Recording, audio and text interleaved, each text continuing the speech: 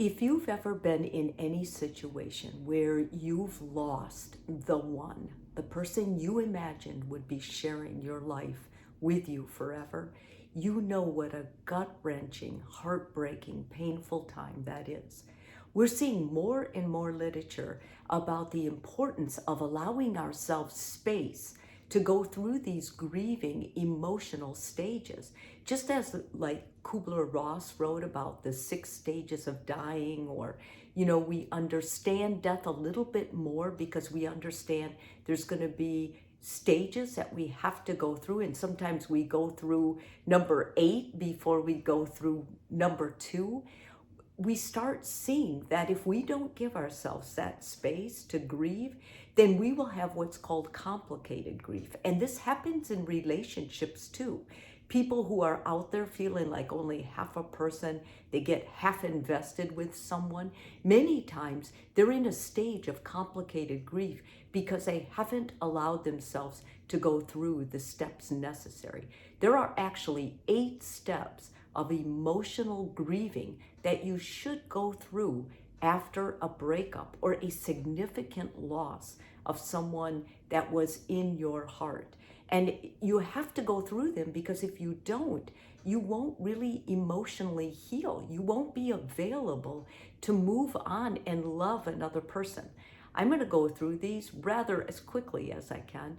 And I think it's important that you identify where you are on this list and maybe give yourself permission to go back and take your time and get through this, the one you stumbled on, a little bit longer. And a lot of people are telling me, well, Mary Jo, I got ghosted. And I feel like that was really a terrible, gut-wrenching, painful experience. Yes, these grieving steps are part of being ghosted or whatever it was. It isn't how the person left so much as what your attachment, what your perception was of what this person meant to you that determines how much you need to go through these stages. So let's get started. The first one is disbelief. Like when it first happens, you're in shock. You can't believe it. And in order to deal with that, what you tell yourself sort of is don't pay attention to it. It's not real. And this stage can last up to 2 weeks to a month. I've seen it. But it's just a stage that you're not ready to say it's ended. You're still in shock over what happened. Secondly, you have attempts to get back together. So you've accepted that you're apart, but you have ideas that this is going to work out. You might have one last fling. You might tell yourself, well, they'll see how it is out in the real world and they'll be back. Like they're not going to meet anybody that loves them as much as I do. Sometimes that's true, but this stage is a very real part of the emotional healing stage, and it's important that you explore it entirely. And as you're in it, it might really help you to say, you know what, I'm in this stage, but it doesn't mean that it's really they are going to come back to me.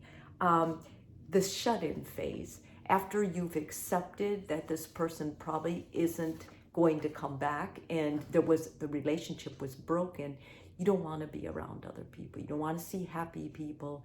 You don't want to be cheered up. You feel bad about yourself. You feel worthless. You feel ugly and fat, and this is the ice cream stage.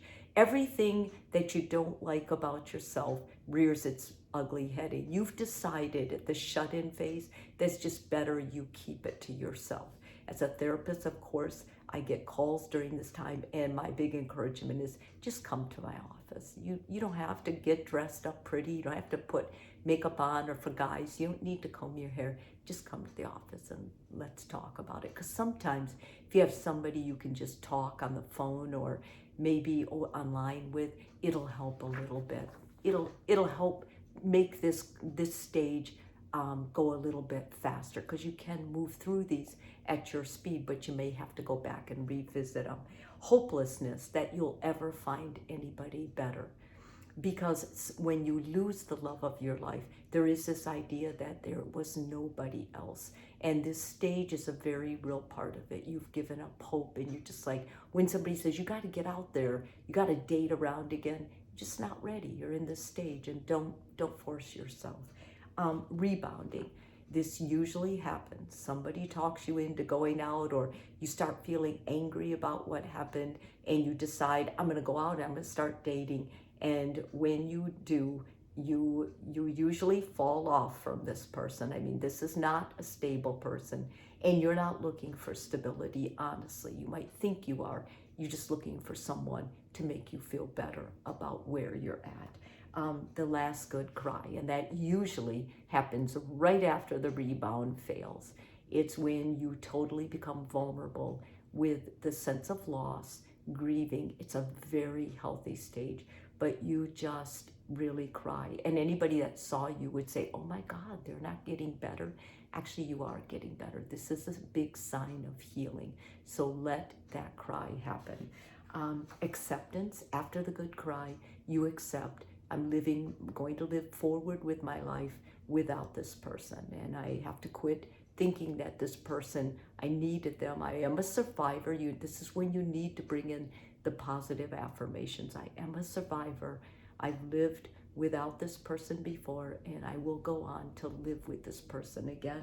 And then the last stage is moving on. After you've accepted, you're able to kind of take down stuff, begin seeing your life where you are now as a single person, or a, whatever your job title is, whatever, if you're a parent, whatever your parent status is, and moving forward and start finding things to look forward to, and understand you are a whole person. Someone broke your heart, someone tore your life apart, but that does not define you. What defines you is your wholeness. So you start embracing that wholeness. As you go through these steps, you might get to acceptance, and then you might have to go back to disbelief. That's very common. Don't freak out. Very normal. Means you're in the healing process. And as you go through and allow yourself this 8-stage process, you're going to find new things that you could have used had you seen them earlier, and you'll be smarter and more capable of loving someone new, because you've got a few tears in that heart, just made it a little bit bigger, a little bit more vulnerable, and a little bit more real. Hope this helps you.